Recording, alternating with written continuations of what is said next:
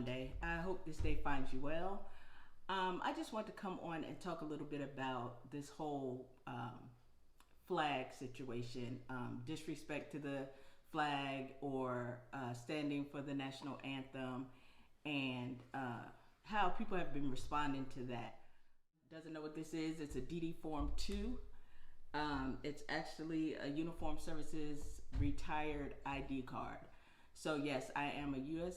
Army retired veteran, and I just want to speak a little bit from my perspective about the disrespect to the flag and standing for the national anthem and that whole deal.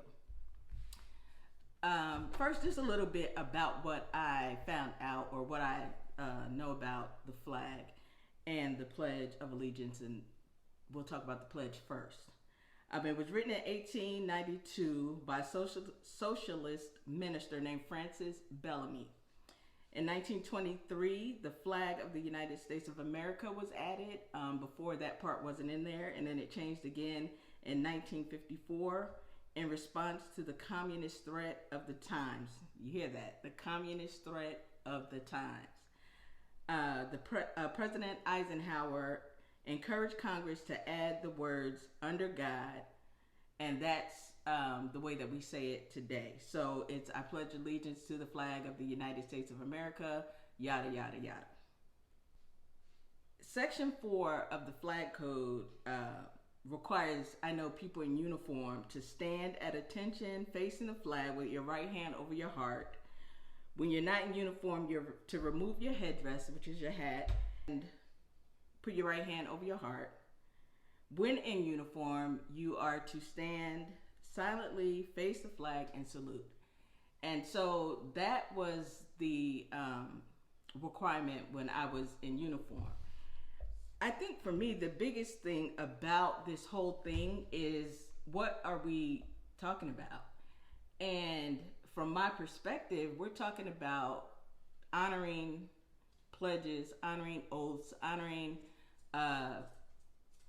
things that this country supposedly was founded on. So when I entered the military oath of enlistment, and I, your name, do solemnly swear or affirm that I will support and defend the Constitution of the United States against all enemies, foreign and domestic, that I will bear true faith and allegiance to the same, and that I will obey the orders of the President of the United States and the orders of the officers appointed over me, according to the regulations and Uniform Code of Military Justice, so help me God.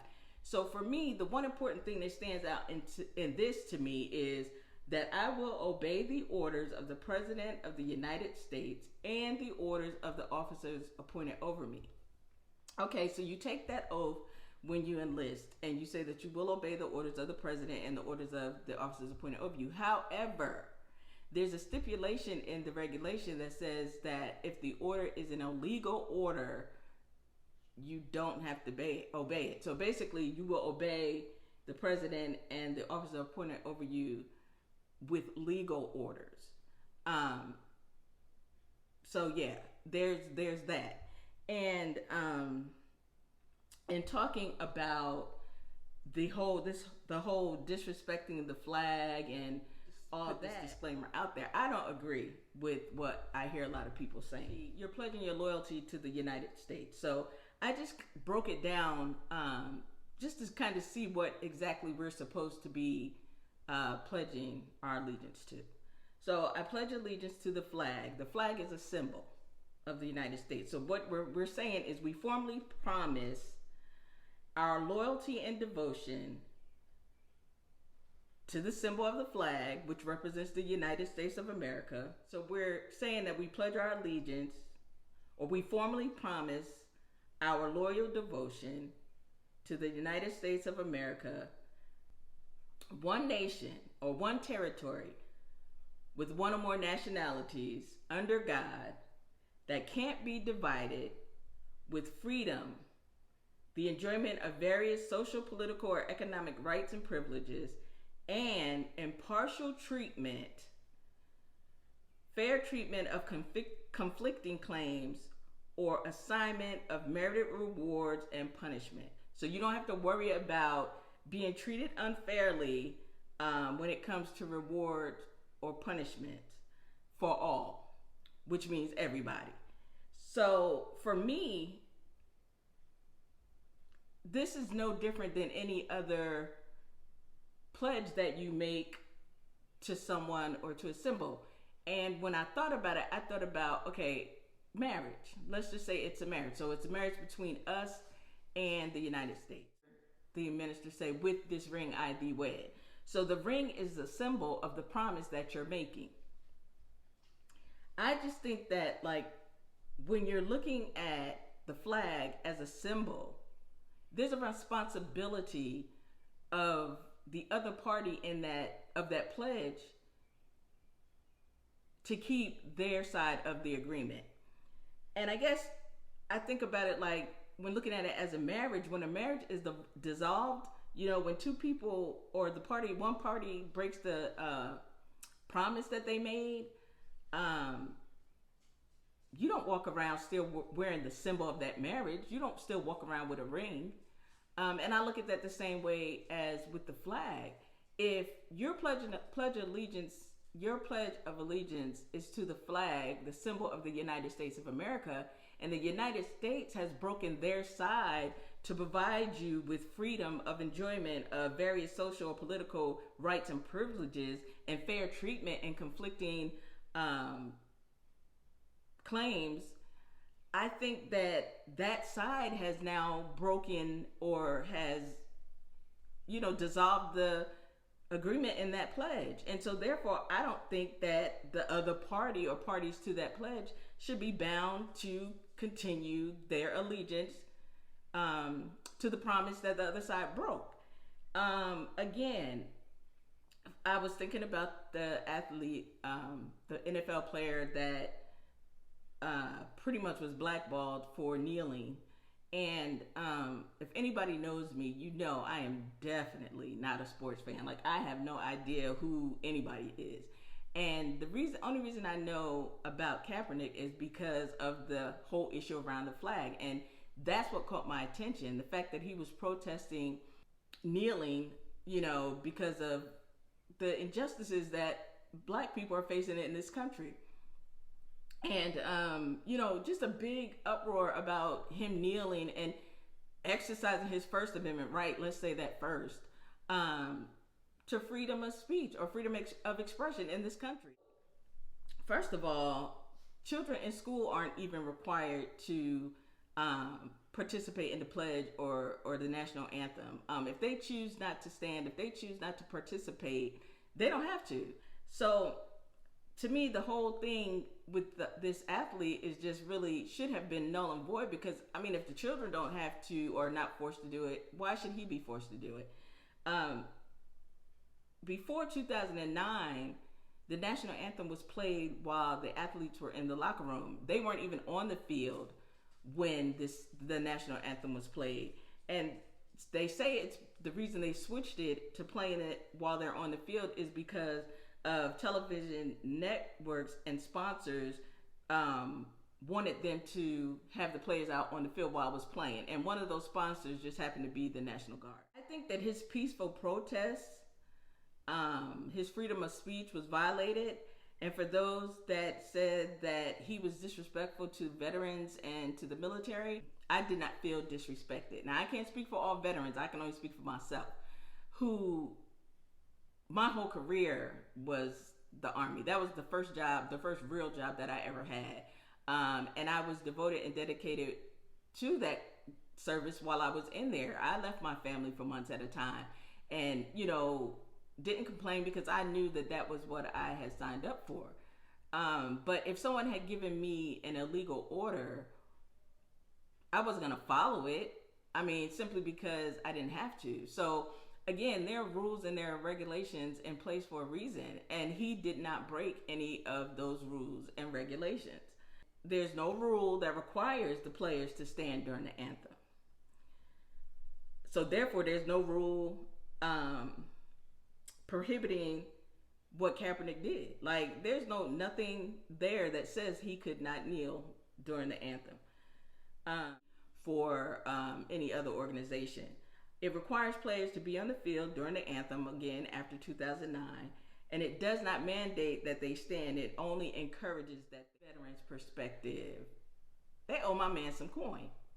I think that for every season that he would have played in the NFL, for every game that he missed, for every endorsement that he would have probably gotten during his time in the NFL, they need to pay him for that. Because at the end of the day, it was basically the opinion of some that he was doing something wrong. It was the opinion of some that he was being disrespectful. It was the opinion of some that, you know, he was disrespecting the flag. But at the end of the day, there was nothing in place to say that he could not do that. But if you go back and you research, that wasn't for us. That had nothing to do with black people. Ideas, to commemorate the 400th anniversary of Columbus's discovery of America, which is a whole nother topic. That's just a whole nother topic in itself. That's where the pledge came from. But they authored the program for the celebration, including a salute to the flag and the Pledge of Allegiance. He considered putting the words fraternity and equality into the pledge. Guess why he didn't put them in there? He did not put in fraternity and equality into the pledge because blacks and women were a controversial subject rather than a patriotic issue. So basically, because it was a controversial issue with the treatment of blacks and women in this country, he didn't put it in there. Okay, so it was not for us. Again, it was not for blacks and it was not for women. It was originally intended for recitation on that single day. But because they loved it so much, they decided to adopt it as a pledge for the nation. When they decided to change the words "my flag" to "the flag of the United States," and when they added the one nation under God and all that stuff, they never went back and addressed the issue with the women and the blacks and how to include women and blacks into the pledge. And in 1942, it was codified into public law, but never going back and addressing leaving out women and blacks. Okay, so never going back and addressing how to include those two demographics into parts of the nation that if they acknowledge God as the national symbol, we would be protected from communists. How about that? We got a communist in the main house heading the country right now, and no one's making a big deal out of switching it or taking that under God out at this time. It was amended in 1954 to include the words under God. So that's where that comes from. But again, never going back and addressing the issue that Bellamy had with not using terminology that would include women and blacks. So, I mean, to me, that says it all. It doesn't include us. And even if it did, let's say that it did include us, the United States, in my opinion, has not kept up their end of the bargain. They have not kept up their end of the pledge. So therefore, if a person, like I said before, breaks their side of a promise or breaks their side of a pledge, I don't feel that you have to still carry that symbol. Again, if you're divorced, you're not going to still wear a wedding ring saying that you're married. That symbol no longer holds its importance to you. And the same with the flag. If the United States is not going to live up to its liberty and justice for all, why do I need to respect the flag? I think it's an individual decision that people should have the freedom to make, because the United States has not held up its end of the bargain. So to hold on to that symbol, no, I don't think that Kaepernick or anybody else should have to. And once again, like I said before, this is just one veteran's opinion. I think they owe the brother some money at the end of the day. Pay them. That's all I have for now. Thanks for watching.